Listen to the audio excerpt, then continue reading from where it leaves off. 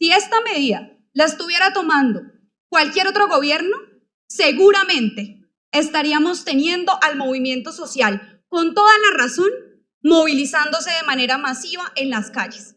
Porque es una medida, primero, regresiva, que no distingue a las personas de altísimos ingresos, de la gente del común, que hoy ya siente esta decisión en sus bolsillos, y además, quizás lo más importante, que no es una obligación. Colombia tiene otras alternativas que no implican caerle al sector productivo, al sector de transporte y progresivamente a todas y a todos nosotros, a la gente que coge Transmilenio y transporte público, le digo, si como dijo el ministro de Hacienda, después de las elecciones de octubre, incrementan el precio de la CPM porque no quieren que se quemen sus listas y que la gente los castigue en las urnas, entonces los que vamos a sentir ese impacto en el ACPM vamos a ser todas y todos los colombianos, porque ese es el combustible que se utiliza para el transporte de carga de los alimentos. Como si hoy los alimentos no estuvieran caros, eso va a ser una consecuencia nefasta de la decisión de este gobierno, que, como voy a mostrar a lo largo del debate, no dista para nada de lo que han hecho los gobiernos anteriores.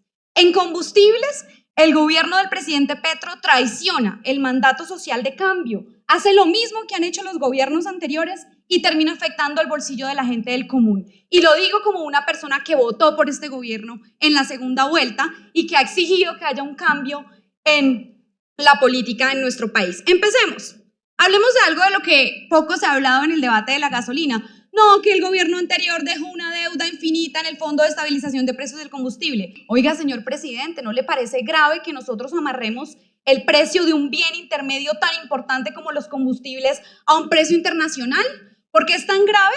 Porque precisamente el precio internacional no depende ni lo puede controlar Colombia. Por el contrario, si, por ejemplo, Rusia decide entrar en una guerra contra Ucrania, el precio del barril del petróleo y por ende el precio de la gasolina se va por los cielos. ¿Y por qué tienen que terminar pagando los platos rotos la gente del Amazonas que necesita utilizar combustible para las lanchas, incluso las ambulancias, como ya lo va a presentar la representante Acosta? ¿Por qué lo tiene que pagar la gente que no tiene electricidad y que hoy utiliza plantas a punta de CPM y gasolina? ¿Por qué tienen que pagar los platos rotos la gente que ante la falta de un transporte público digno en un país en el que su principal ciudad ni siquiera tiene metro? ¿Por qué tiene que pagar los platos rotos de la guerra entre Rusia y Ucrania la gente pagando el combustible más costoso en Colombia? ¿Por qué Colombia va a perder su soberanía energética cuando el 75% de los combustibles que consumimos los producimos aquí en Colombia? ¿Por qué nos quieren aplicar la lógica de los países que sí tienen que importar todo su combustible?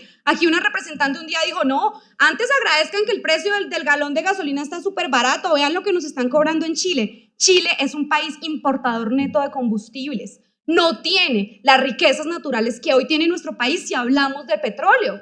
Al aire.